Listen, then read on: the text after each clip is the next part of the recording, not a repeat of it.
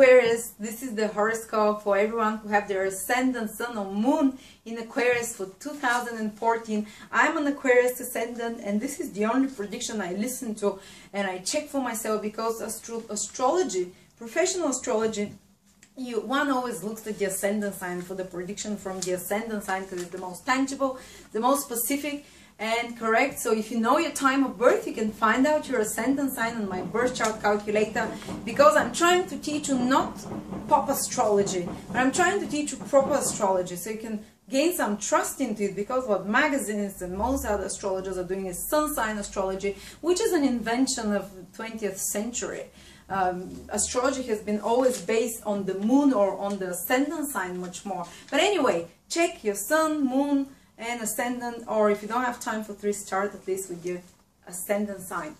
So what does 2014 hold for us, Aquarius? And I have a birth chart calculator where you can find them. I'm putting a link for it here. And if you want a specific prediction for you, not general one, below your birth chart you can see your transits or planetary influences for 3 years ahead, which are specific to you. No one else in the world will have the same ones, and they're specifically calculated for you, and you can listen for the video and audio for each one of them. This is the real prediction that you'll get, like proper astrology. Anyway, what does 2014 hold for us, Aquarius, me being an Aquarius Ascendant? Saturn is the most important planet that we have to look at for Aquarius, because Saturn rules Aquarius. Saturn, wherever Saturn is, it's us. Usually Saturn is a difficult planet for most other signs, but for Aquarius, because Saturn delays things, Saturn makes things move slower. That's why Aquarius and Capricorns, who are ruled by Saturn, often are a bit later, they have successes a bit later in life because of the delaying influence of Saturn, especially if your Ascendant is in Capricorn or in Aquarius. So, but for us, Saturn is a positive planet, even though it can make us get things with more hard work, with more tension, and with a bit more delays. It will give us good results wherever it's transiting. And Saturn for Aquarius is in the 10th house, and 10th house is the house of the career. So for a lot of Aquarius, particularly Aquarius Ascendants, less so, to about 25–30% Aquarius Sun and Moon, this is a very intense and focused time in regards to their career. Basically, a lot of your energy goes into your career, into proving yourself, into projects, into probably one of the busiest times in your life in regards to career. It's like a peak, because it means that, you know, Saturn moving around the chart, when it reaches the top of the chart, it means that you're at the peak. And this is what's happening in my life right now. And a lot of Aquarius Ascendants will feel that. When exactly it peaks for you, you need to see your particular transits, which I have my birth chart calculator below to see when is this moment. But always Saturn, even though it's our planet, it can bring us a lot of developments there and recognition and maybe new careers, new jobs. But always it gives it with a lot of hard work. So there is no way around it. You're not going to have a sudden jump. You're not going to have a sudden something that you haven't worked hard for, something that you haven't really put all your heart and soul into. You're not going to have it like that. You're going to have it only through your own efforts, and only through, you know, taking no shortcuts. Actually, if you've been taking shortcuts, if you've not been so dedicated to your career, to your job, Saturn can actually make you leave a path of career and make you change and direct your life into a different career, into a different job environment, and into different goals for achievements in your life. Because Saturn does not tolerate, Saturn is like a reality check. So if you're on the right path, you'll be getting more and more successes here, with a lot, slowly though, with a lot of hard work, because this is what Saturn does. And often you might even feel doubtful, but you get a lot more responsibilities when Saturn is in your 10th house. A lot more, like almost double workload. And the responsibilities overall in your life. It will feel like, oh, so many things are on your shoulders. But if you're not in the right place, if you're not somewhere where you're putting enough effort, enough hard work into it, enough dedication and perseverance and control into it, which is all Saturn is about, then you might actually Saturn has detaching influence. You might separate with this kind of path of career, and you might have to find a new job. The universe might pull it out from underneath you because the universe sees you know very much this is not what you're truly supposed to do. So people can have like a little bit of a crisis in regards to career, and they have to work very hard during this period to prove themselves, but they can see the good results as well. And 10th house is the house of father figures and boss figures, so they can be tension with those because Saturn is difficult influence, as we said. They can be much more involvement with such figures in your life, and much more yourself taking roles of great responsibilities, much more responsibilities and authority than other times. But at the same time, relationship with fathers can be a bit more tense, or with bosses, so you can get a boss into your life, or government that is creating problems in you, that is making you be like more critical, more demanding on you. Usually Saturn in the 10th house, there can be often a boss in your life who is like on to you, and who is constantly, you know, trying to push you further and further. But if you work hard, if you're conscientious, everything will go great there. All right, let's see where Jupiter is, the planet which brings expansion and growth through inspiration, and which really makes things flow easily and more naturally without having to push yourself so hard as with Saturn, which will bring us recognition. But Jupiter is in the 6th house of work, of service. When Saturn is responsibility, high positions, Saturn in the 10th house is responsibilities, high positions, big achievements in work. 6th house is also house of work, but it's more house of service, or the things that you do behind the work, the your routines at work, how efficient you're there. So you can become much more efficacious, much more, you can develop such routines which help you do a lot more work than other times with a lot less effort. So you can be kind of inspired there to develop more, and also to develop such routines which are better, which are more easy for you, and at the same time it helps you alleviate a little bit of this workload, makes it, because if it's only Saturn influencing the career sector, you might feel like, okay, you get the responsibility, you get them being, you know, achieving high positions, but you might feel a bit too much pressure, too much like stress. And when Jupiter is also in one of the career houses, it helps you feel a bit more inspired about the work you're doing, even if it's like repetitive work, if it's work that is quite tiring. Jupiter can make you feel meaning and purpose for the work that you're doing, so it takes away some of the drudgery aspect of it.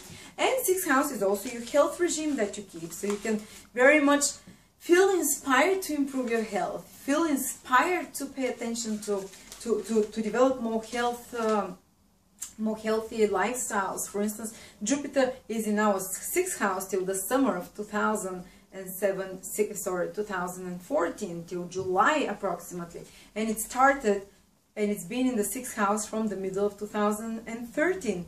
So for me, it's been that I basically started eating just once a day, and eating mostly fruits and vegetables and mostly grains, and the rest of the day I can munch maybe on some fruit, and improving a lot. And it's not because I'm forcing myself. When it is Jupiter that gives something, that triggers its house, it's because it naturally comes to you, because you feel inspired to it, and you kind of feel inspired to more healthy regimes. And if you haven't started this, it's already, you know, you have time to do it till July 2013.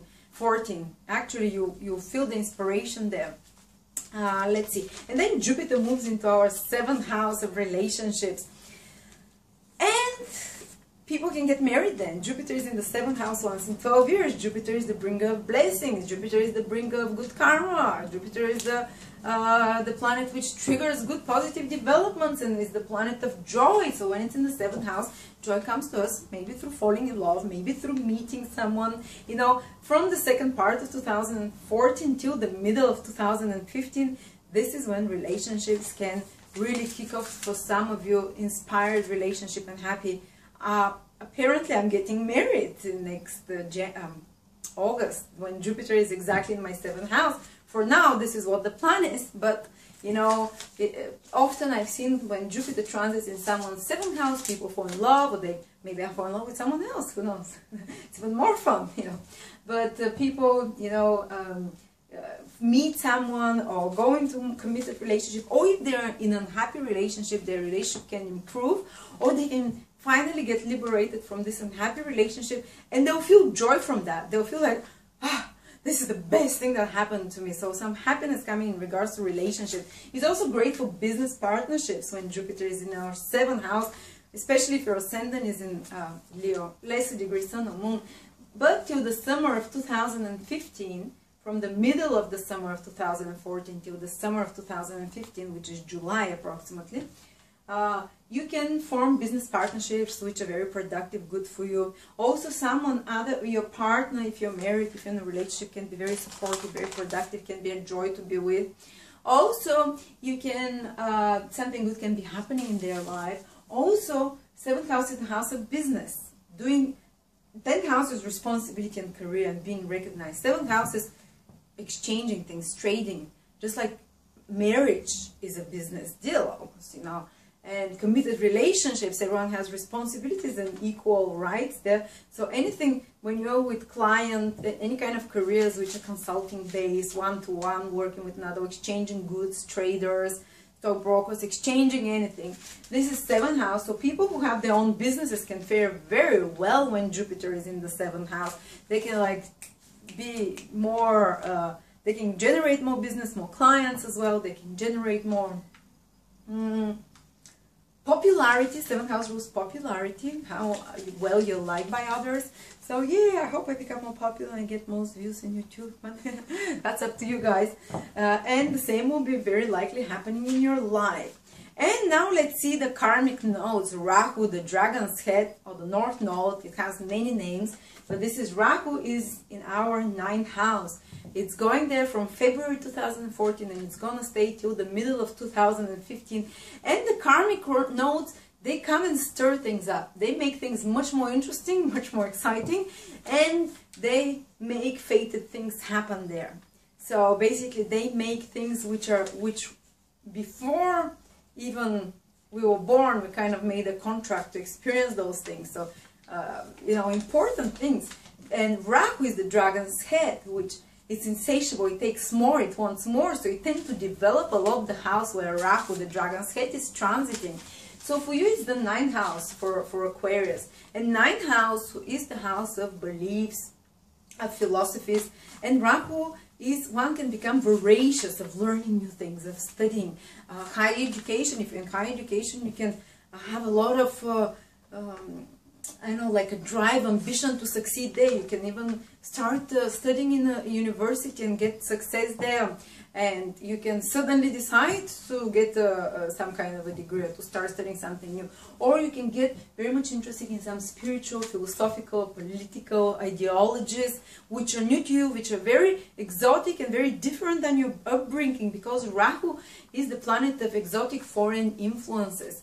It can be toxic sometimes, so be careful, because what is exotic can poison our system a little bit. But you can, or it can just make us so awake and give us totally different perspective. But it can really change your way of thinking when Rahu is transiting the 9th house. It can really give you a perspective that is so quirky and different that you really start seeing life and reality through a different lens and doing things in a different way, because it's so important what your belief system is, how you approach things through what belief system.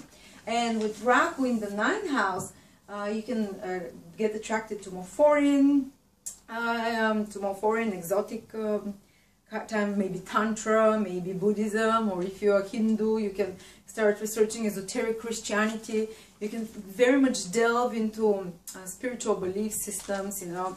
And 9th house is also foreign. It naturally rules foreign travel, and Rahu, the planet of foreign influences, is there. You can very much get like a green card for traveling around the world. So you can get much more.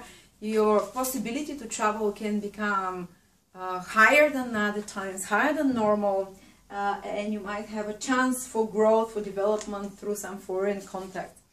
And as I said, but also be careful what kind of belief system you attract to yourself to, because Rahu can be misleading, because Rahu is insatiable, it wants more and more, and it gets very excited about something, and later on it can abandon it, you know, later on when the transit finishes, it can just like, oh, okay. And ninth house is also teachers and people, counselors. So working with such people, working with spiritual advisors can be of great help for you, give you a different perspective. But be careful again not to fall for such misleading ones, because Rahu is a little bit like smoke. It can be very glamorous, it can be very excitable, but it might not be the real deal there. But still, a lot of people will develop a much more spiritual outlook and much more philosophical, higher-minded, and you'll be focused in developing a lot those higher-minded things and ideologies and goals and plans for the future and purposeful and meaning. Wow, Ketu, which is the dragon's tail, where you excrete, you get detached from the house where it is transiting. And third house is the house of our hobbies and daily interests, like watching TV, reading the newspapers, maybe knitting, or maybe any kind of hobbies and interests that you have, that are your own, and that get you, interested, and that are part of the things you like to do. And Ketu transited, you might let go of some such hobbies. You might let go of some such interests. You might become disattached, disinterested from those, and not find so much meaning in doing those usually like quite innocent hobbies and interests that you have of your own. And they can be a little bit more spiritualized, because your whole focus is towards much more high-minded things, rather than, maybe whatever third house activities you like, whether it's swimming, whether it's playing the violin, or whether it's going to coffees with friends and gossiping, whether it's going to bars and chatting and talking for a long time. These are the kind of things, the third house things, our own interests that we have fun with, and you get less and less interested in those, and you become much more interested in higher minded, in big worldly affairs, into the big philosophical ideas as well. You develop also your goals, the meaning of your life, rather than those little trivial things. And also you might start feeling detached from the mental chatter. This can be a good position for developing kind of a silent witness attitude, because the third house is the mind, the logical mind that keeps thinking, analyzing everything, and Ketu is a very spiritualizing influence, so you can let go of this constant mind chatter, so you can more easily fall into meditative states, or you can be just less interested in gossip, in general trivial talks with friends. You just would not want just to talk or to go and talk about such things, so you can let go of certain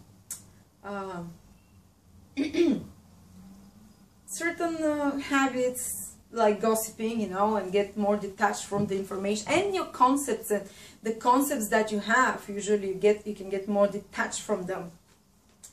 And third house also rules siblings, so Ketu there can, for some reason, maybe your siblings are more distant, or you get a bit more detached from them as well, and you can get a bit more, the relationship somehow can be a little bit undermined, or if you've had the resentment towards your siblings for a long time, you can let go of that resentment, because the things where Ketu is, we become indifferent towards them, and we look at them through more of a witness attitude, rather than getting so intensely involved into the affairs of this house. And third house is competition. So all the competitors that you have in your life, that you're trying to always to compare yourself with and always outdo them, if you're someone who is highly competitive, when Ketu is in your third house, you can let go, because it can be very painful always comparing yourself to others and being this competitive person. You can let go of this obsession over trying to win one over your competitors. You can detach yourself from it. Ketu just transited my third house cusp, and this is what happened. So it's quite, can be liberating as well. Let's see, I think this is for us, Aquarius. Interesting year ahead. For some of you, love is coming, a lot of responsibility and work, and developing different spiritual attitudes and beliefs. Thank you.